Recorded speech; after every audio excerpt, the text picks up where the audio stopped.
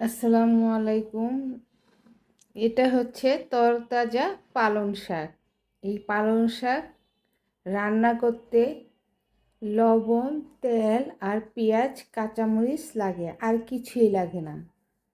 এভাবে একবার রান্না করে দেখবেন, শাকটা খুবই মজাদার হবে।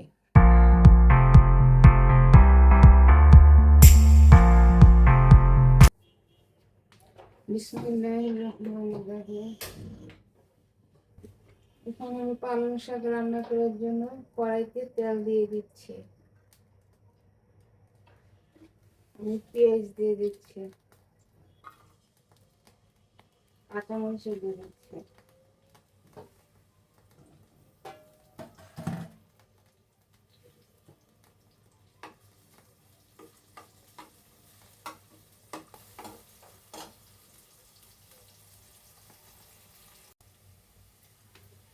পেঁয়াজটা বাদামি কালার হয়ে আসছে, হালকা বাদামি কালার হয়ে আসছে। এখন আমি পালং শাক দিয়ে দিই।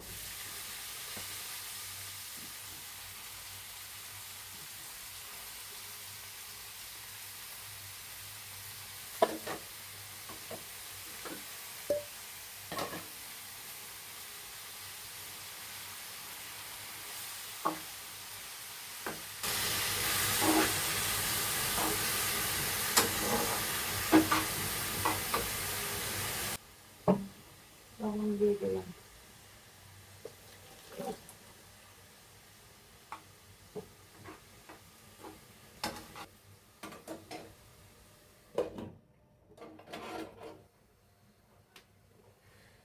আমার পালং শাকটা হয়ে গেছে।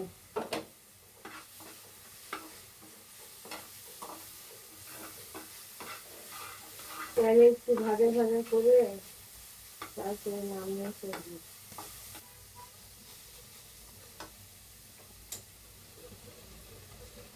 চুলাটা বন্ধ করে দিলাম, আমার শাকটা হয়ে গেছে।